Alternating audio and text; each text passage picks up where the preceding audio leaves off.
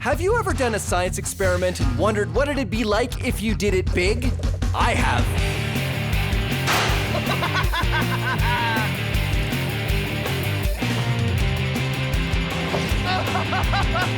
Yeah! My name is Phil, and I take your everyday science experiments and do them big. This is Science Max, Experiments at Large.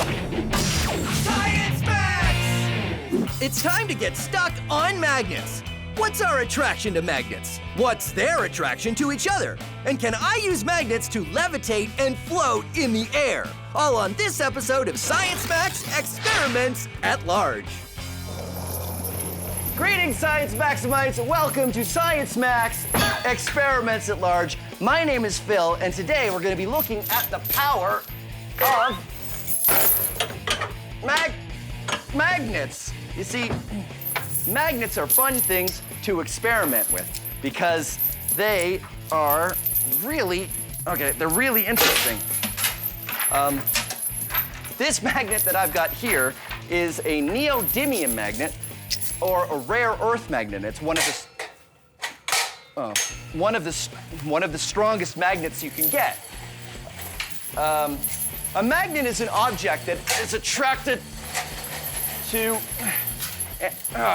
anything that is ferromagnetic, which is iron, nickel, or cobalt. And magnets are interesting because they have two sides. There are two poles. I'd show you, but I can't get the chain off. Hold on one second. Ha-ha! There are two. Oh, no.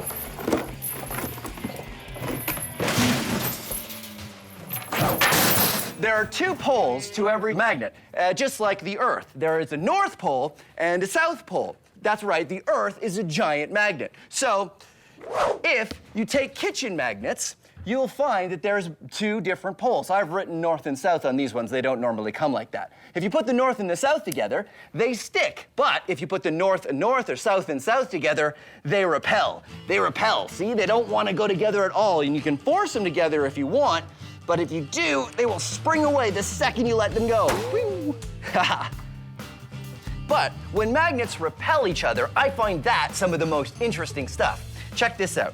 This is just a small container, and I've got a magnet in here, and I have a loonie attached to it so that it fits nicely in the container like that.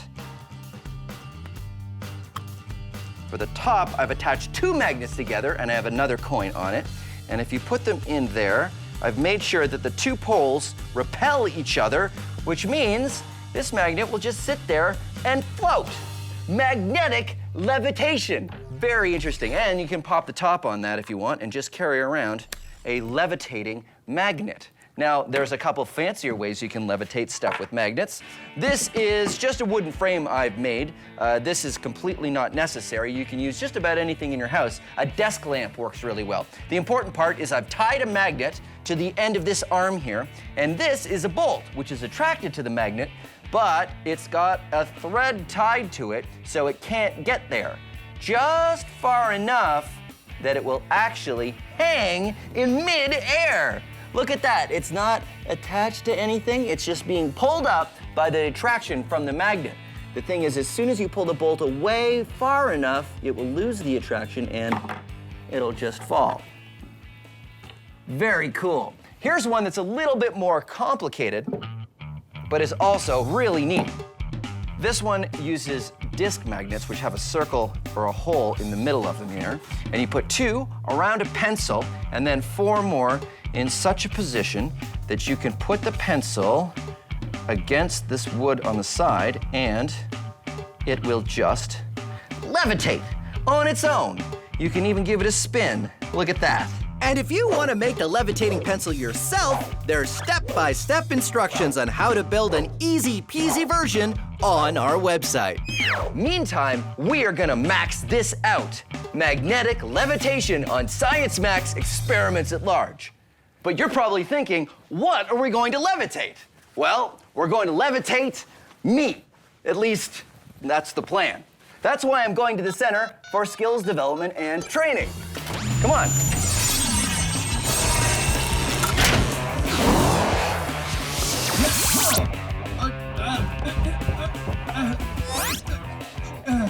Okay, who turned out the lights? Ow, what was that? Why is this room so small? And only going down to waist level. This is the weirdest room I've ever been in. Where am I? What's going on?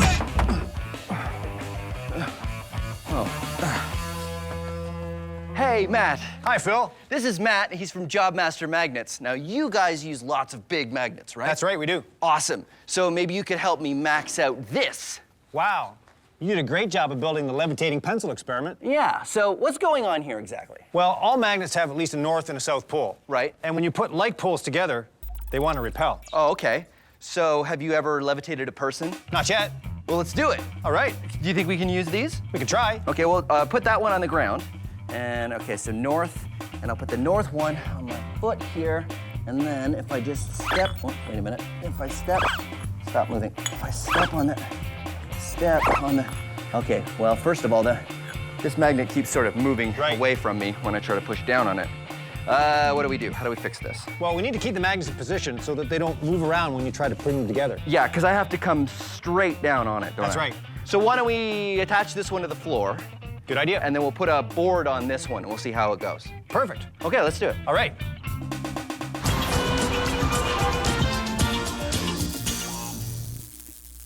This is a magnet. This is a magnet. This is a magnet. This is a shoe. What's the difference? To know that, you have to know your magnets. This is a donut. It does not stick to this magnet. This is a spoon. It sticks to this magnet. These paper clips stick to this magnet. This shoe does not. So what is attracted to magnets? Only things that are ferromagnetic. Here's the difference. Horseshoe, horseshoe magnet. This one is a magnet. This one is not.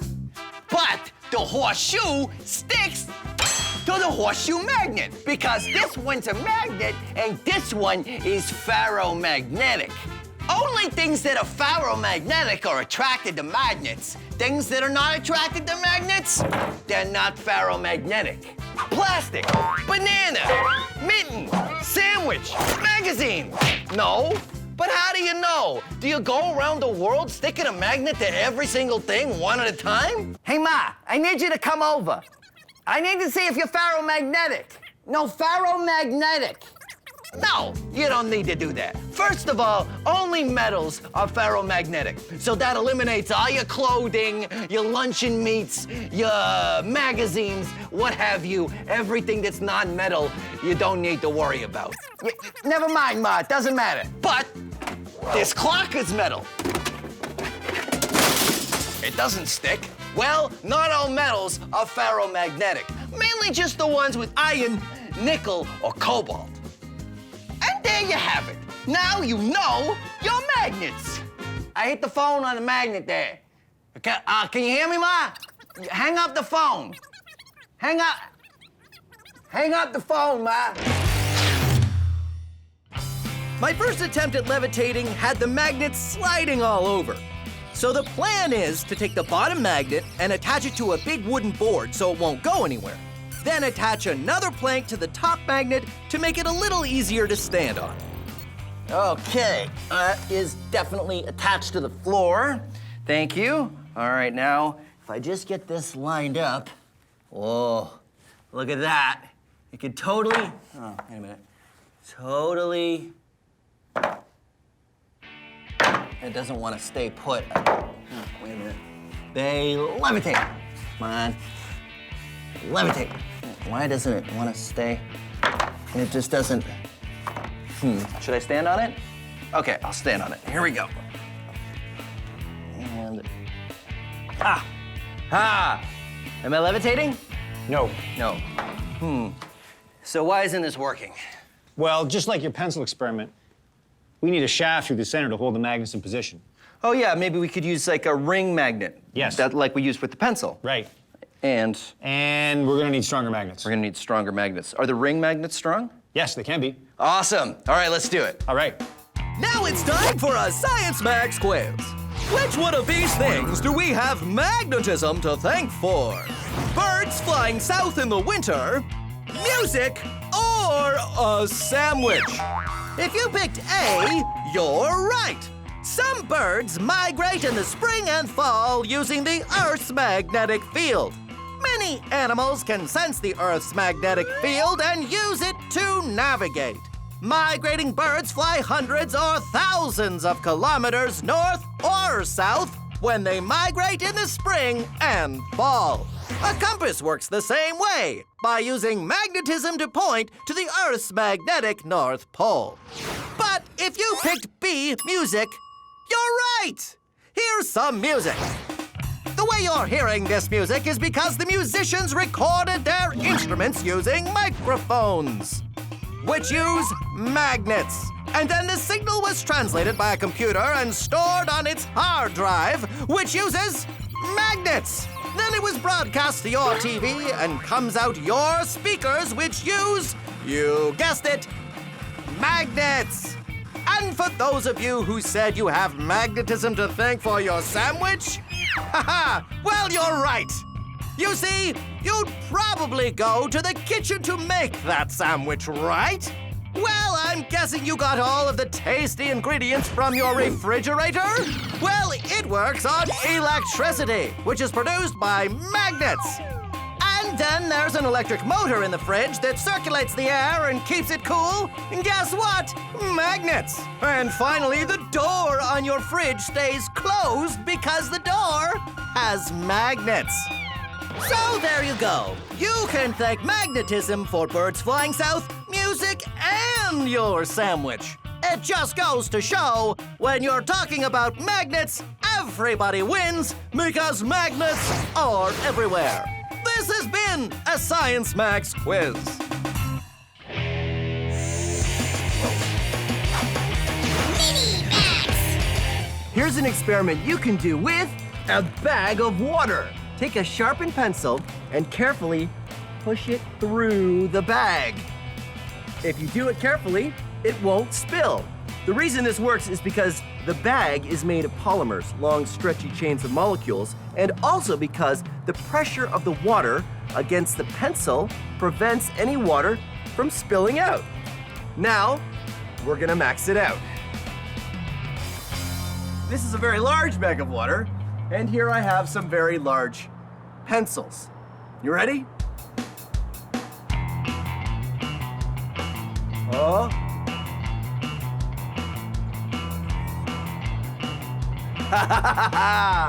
That's one.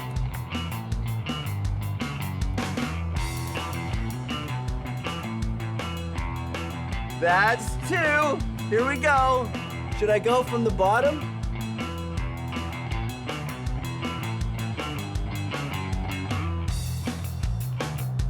Ta-da! Science! Okay. I know what you want.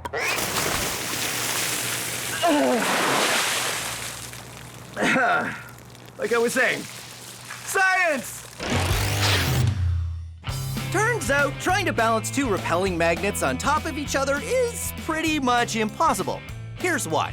This is a magnet, and here is the magnetic field. It's often drawn with lines like this, but actually the magnetic field radiates out in all directions. Really, think of the magnetic field kind of like a ball. When you try to balance another magnet on top of the first magnet, it's about as hard as balancing one ball on top of another ball. So here's the plan. Just like the levitating pencil, we're going to use ring magnets because we can put a shaft through the center of one ring, then drop another ring magnet on the shaft. It will keep them perfectly aligned. Then it's just a matter of putting the bottom magnet on a board to keep it stable and using another board so I can stand on it, and ta-da! Magnetic levitation! Or at least that's the plan. Okay. Board, Magnets. magnets, Ooh, look at that. Awesome. And now I'm gonna put the platform on. Nice. I got some weights here. Let's see how this works. Yeah, this is gonna work amazing. All right, think I should try it? Give it a try. Okay. Here we go. Yeah! I'm doing it! I'm levitating! What? Just a little bit. Oh, really? Yeah. So, yeah, what do we do? We need more power. More power? I like that idea. How do we give it more power? More shafts, more magnets. Okay, sure. Well, why don't we do 1, 2, 3, 4 shafts, and then we'll have magnets on all the shafts. Great idea. All right. Let's do it.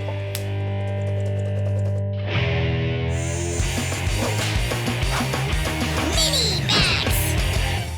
If you attach something ferromagnetic like this washer to a magnet, not only does it stick, but the magnetic field travels down the metal, making it a magnet too, which means you can stick more and more things to each other, and they will continue to stick until you run out of magnetic field. You can do this yourself at home with anything ferromagnetic. Paper clips work pretty well, or washers like I have, or screws or bolts, and they'll continue to stick to each other as long as the magnetic field is strong enough. You can see it's getting pretty weak here, and they'll all stay magnetized as long as the first one is still attached to the magnet. But if you want to go even further, all you need to do is keep adding more magnets to reinforce the magnetic field. I've got a few here, like this. Let's get the chain started, like that. And then I've got a magnet attached to this washer, so it will keep the magnetic field strong. And I continue to add one magnet, one washer, and we'll just see how far I can go.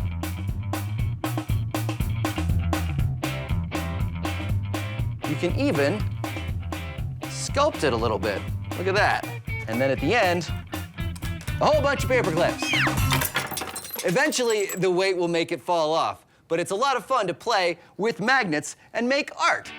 Speaking of art you can make with magnets, you can also make sculptures. When everything sticks to everything else, you can make some pretty fancy designs. This is a rare earth magnet, a very strong one, and a bunch of nuts that I've gotten. And this one here is an electromagnet, but electromagnets are a little different because they need an electric current to work. Check this out. This is sort of a magnet dude with crazy hair. There's an earth magnet here, and this is a giant screw, and these are some metal bits, and then I've got 2 more magnets at the top here to hold on his crazy wire hair. He's got crazy wire hair because he's crazy magnet dude. Now, of course, we couldn't just talk about magnetic sculptures without maxing it out, so let's max it out. This is a bunch of scrap metal from leftover experiments, and I've got a bunch of rare earth magnets, and now I'm gonna max out a magnet sculpture. Let's see.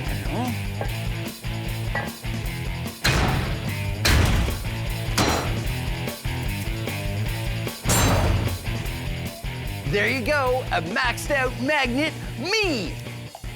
I made this guy out of metal pipes with earth magnets in between, and these are his arms attached, of course, with magnets. His hand, his little metal pieces attached with magnet. Steel wool for the hair, and of course, hat, non-magnetic. All right, here we go, ready?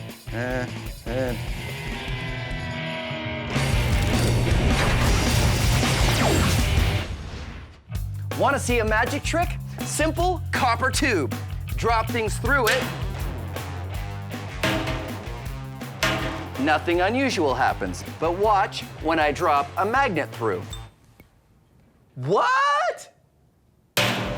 It's not magic, it's science. Because the magnet creates a magnetic field, when it goes through the tube, the magnetic field repels the magnet upwards. Now, the field isn't perfect, so the magnet doesn't come to a stop, but still, it slows down from a fall to a nice, graceful drop. Take a look from above.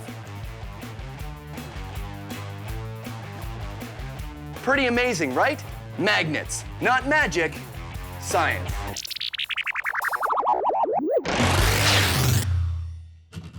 so I've managed to levitate on some magnets, but just barely. What Matt and I needed was more power. So instead of having one shaft and one pair of ring magnets, we're going to use a larger board and put a shaft on each corner. Then we'll have 4 times the power because we're using 4 times the magnets. Hopefully this will be strong enough to get me floating on a cushion of magnetic energy. And magnets? Magnets. Okay, here we go.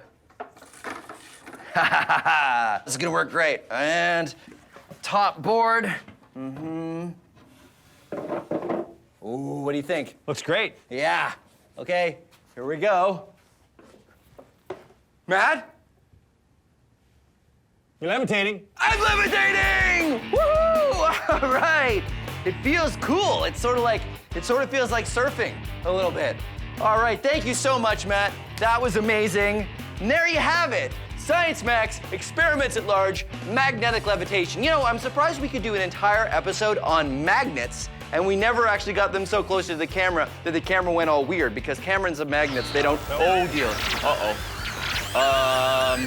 No, that's okay. I can fix this. If I just maybe, no. Maybe if I put the magnet to the camera again, that would, okay, that's not, that didn't help. Oh, okay, well, thanks very much for watching Science Max, experiments at large, and we'll see you again as soon as we get into the camera. Have you ever done a science experiment and wondered what it'd be like if you did it big? I have.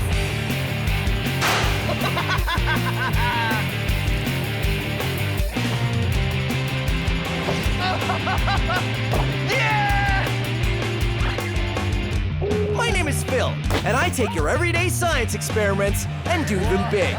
This is Science Max, experiments at large. Science Max! This episode of Science Max is all about liquids. What makes something float or not float? Oh no! My loonies!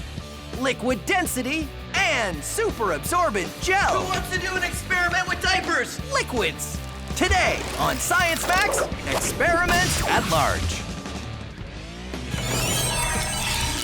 Hey, welcome to Science Max, experiments at large. I'm Phil McCordick, and hold on a second, I'm just gonna change. Okay, that's better. Now, where were we? All right, let's go make a boat.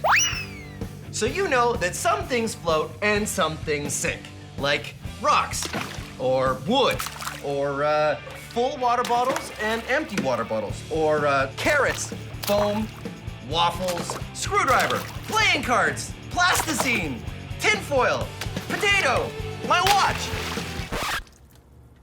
Wait, that wasn't supposed to go in there. So how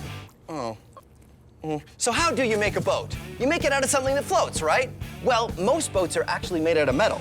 Tinfoil is metal and, well, it sinks. But if you fold tinfoil into a boat shape, it floats. And boats don't only float themselves, but they can hold people and cargo. In fact, there's container ships crossing the ocean at this very moment that are holding thousands of tons of cargo, and they're all made of metal, which doesn't float, it sinks. So how do boats do it? Are they magic? No, of course not. Boats are science. And here, you can be science maximites. Get some tinfoil and cut it into the same size pieces, and fold a couple different shapes of boats, and see which one can hold the most weight before sinking. And now it's time to max it out. But before we do, here's how you can fold your own tinfoil boat in less than 15 seconds. First, take a square piece of tinfoil, then fold it in half. Fold one corner down, and the other corner down. Then open it up and ta-da, you're done. If you want instructions on how to fold a more complicated boat, go to our website. I have a feeling I'm gonna need a few extra lab coats for this experiment. Like I was saying, let's max out the tinfoil boat and find out a little bit more about why boats float.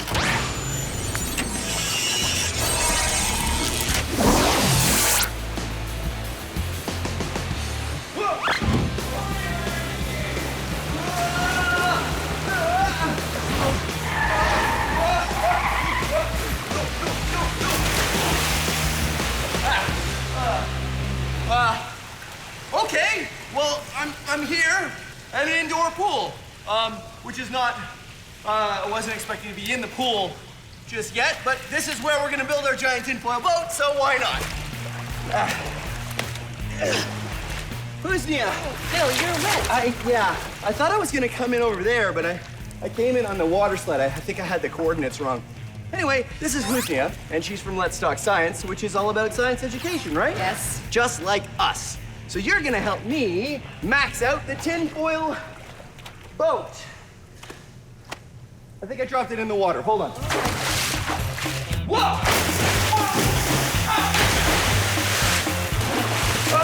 Here, where? Here it is. The tinfoil boat. The tinfoil boat. Phil, this is a boat? Well, it looked a lot better before I came down the water slide, but that's the idea, and then we make it bigger. What do you think? I don't think it's gonna work, Phil. Oh, well, why not? Tinfoil is very thin, Uh-huh. and it might not hold the shape of the boat. Well, I still think we should use tinfoil, though. Why? Well, because the small experiment was tinfoil, and I bought all of this tinfoil. Then let's do it. Tinfoil? Tinfoil? Okay, high five. I will, I'll take the tinfoil, and you take that, and I'm gonna have to dry off at some point. Welcome to Shipbuilding for Pirates. I'm Swubby, and I've built some of the finest pirate ships for some of the finest pirates this side of the Caribbean. And I can teach you to do the same. But first, you need to know your basics. Mass and volume. Let's start with volume! But not that kind of volume. Which of these two chests do you think has more volume? Right, this one here. Which of these two balloons do you think has more volume? Right, this one here. Volume is how much space something takes up. Which of these two chests has more volume? That's right, they're the same. But which of these two chests has more mass? Which is heavier? Hard to tell, isn't it? But what if I told you that this one was empty and this one was full of treasure? Oh, loonies. Now, which one has more mass? That's right, this one. These two chests have the same volume, but this one has more mass. This chest has more volume than that one, but this one... My loonies! That chest does not have as much mass. Volume is how much space something takes up, and mass is how heavy something is. And when you look at them both together, you're looking at density. Join us next time on Shipbuilding for Pirates, and then we'll look at how volume, mass, and density work together to make something float. Oh, my precious, precious loonies. Are you all right, my pretties? They can't talk, so I'm not sure what they're saying. So, Husnia and I get to work constructing a large tinfoil boat.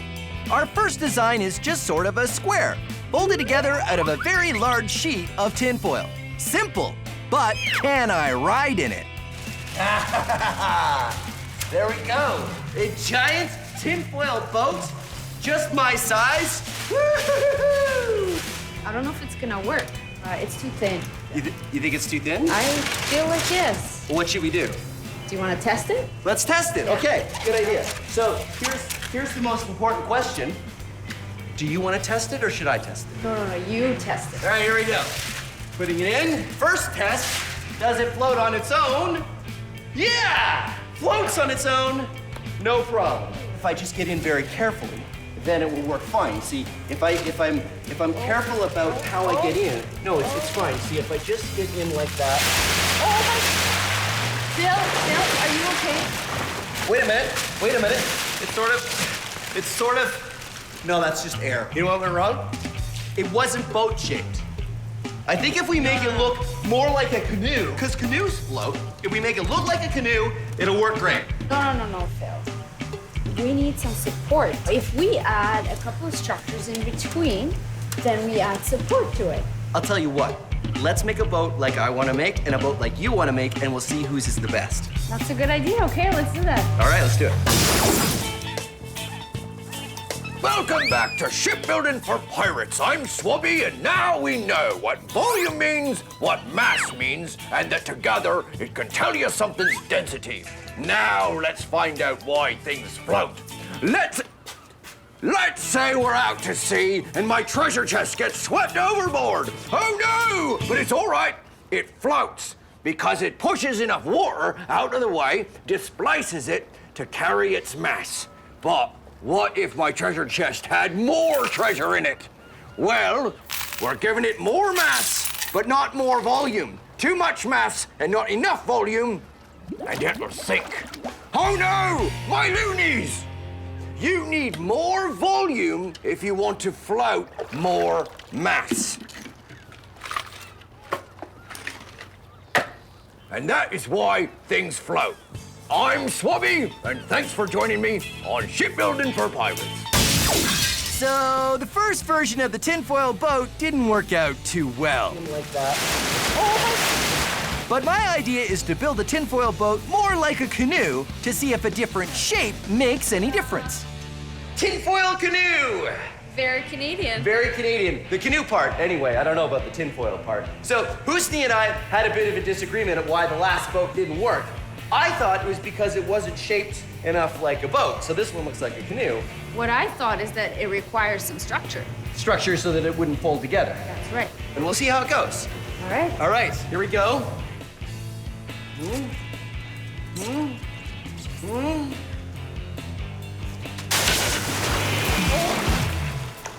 Did it work? No. Okay, your idea next.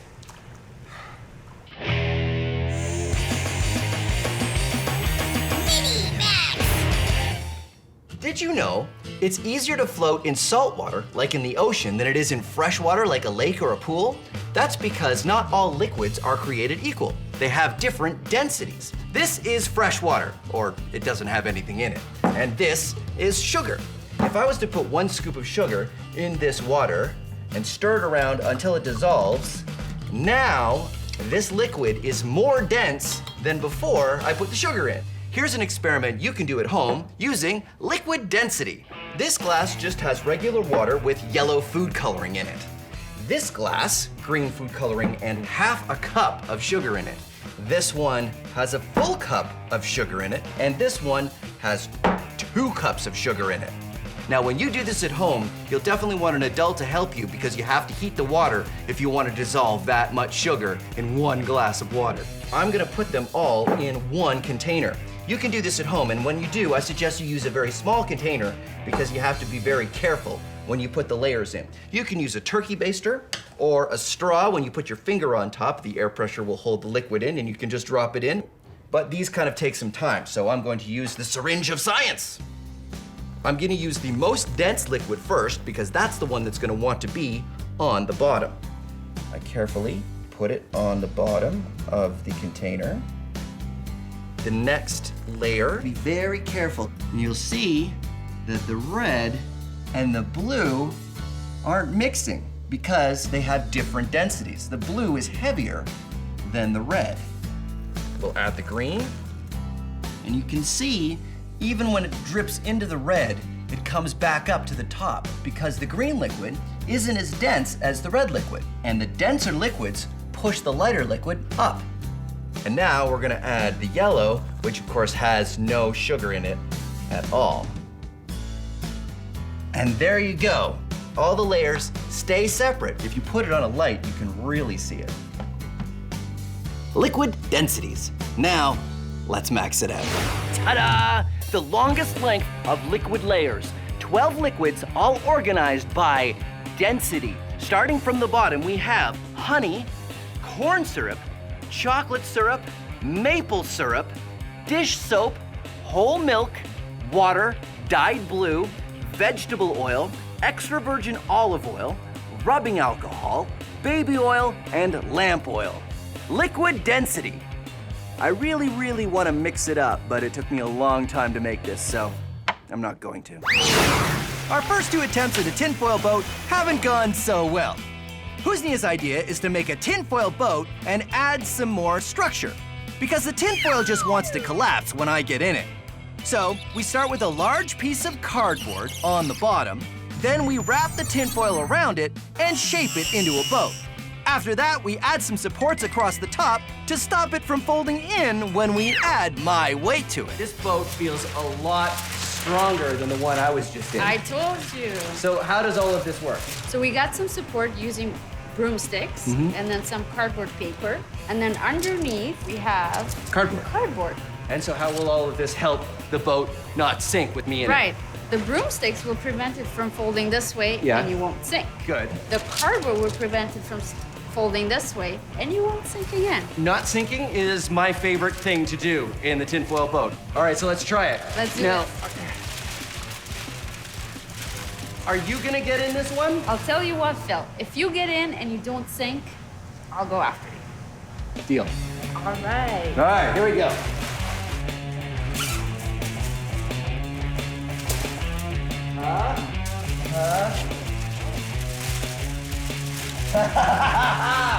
It's sort of working. Oh no, water's coming in.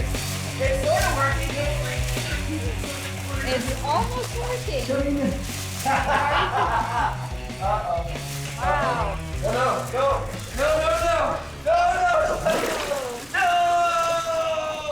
No. Hold on. 1, 2, 3, go. Another thing I learned is that a very light tinfoil boat can be very heavy when it's full of water. I don't know if fixing it is in the cards. I think we're gonna have to build another boat. So what do you think we should do? Let's add more structure. More structure. Oh, yeah. What if we add like a metal rod around the outside and maybe some more metal rods and ribs? And we wrap it all in tinfoil, and you think it'll work? Let's give it a try. Let's give it a try. Don't worry about it. I got this. No, I'll get it. I'll get it. Sure?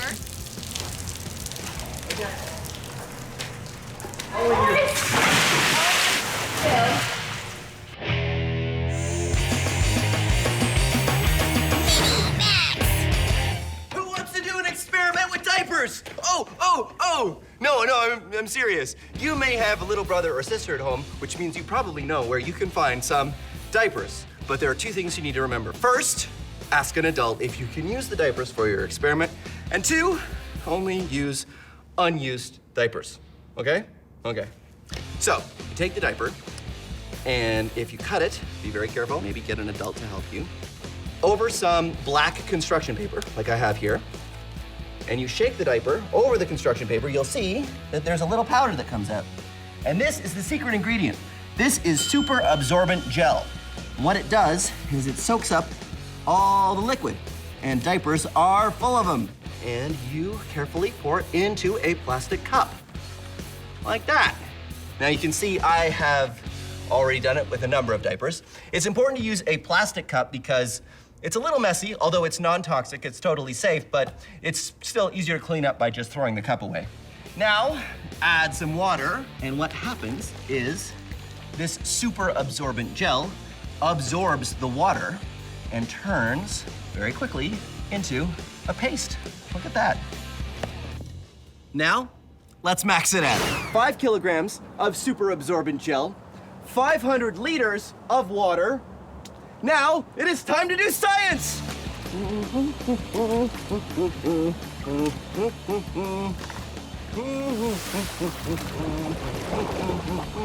And I have my own stir stick.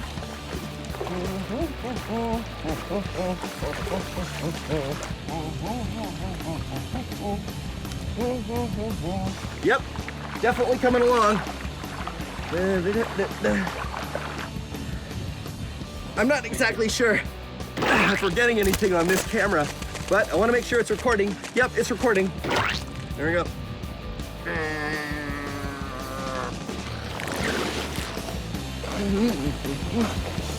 It is definitely turning solid. Well, there you go. The giant super absorbent gel experiment.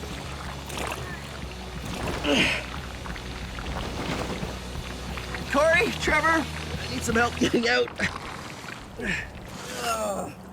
How many outfits have I been through in this episode?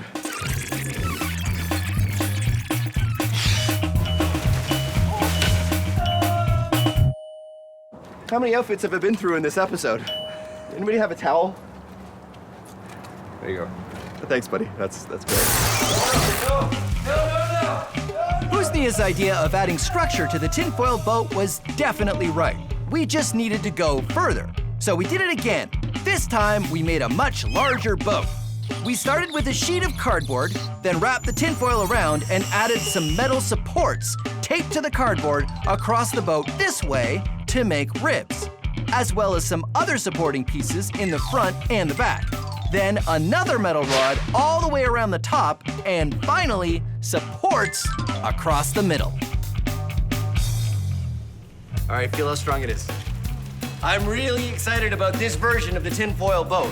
What we did is we used thwarts, big hard pieces of wood that we did last time, but this time we have ribs. Ribs, right, which are made of a cardboard, a metal rod attached to it, And shaped, and we did a whole bunch of them that go the whole length of the boat.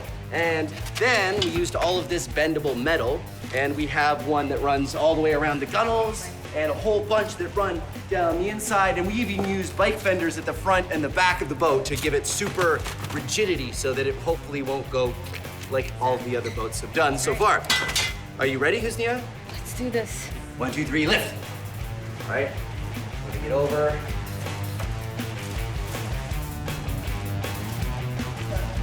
It floats, but that doesn't tell us anything because they've all floated at this point. It's only when I get into it. Okay, here we go. All right.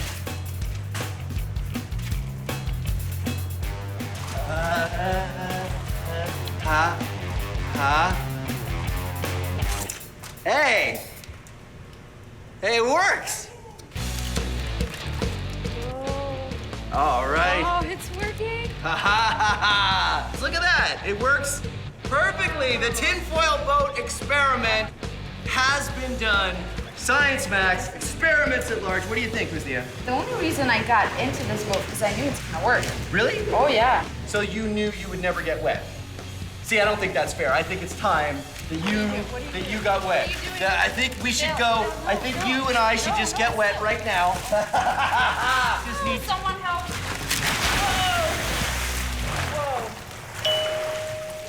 You're still dry, aren't you? Okay. That is so unfair. Science Max is a show where we take small experiments and do them big.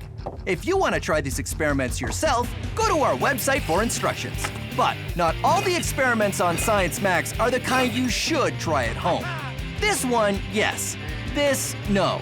Try this, don't try this. A big yes, a big no. I don't know how you could possibly do this one at home. And remember, if you're ever not sure, ask an adult. Thanks for watching Science Max Experiments at Large. Science! I don't know what you're saying. I don't speak treasure chest. The one thing I'm really trying not to think about is that this is the stuff that's in diapers. Let me talk to your brother. Whoa, whoa, whoa, whoa. Don't talk with your mouth full.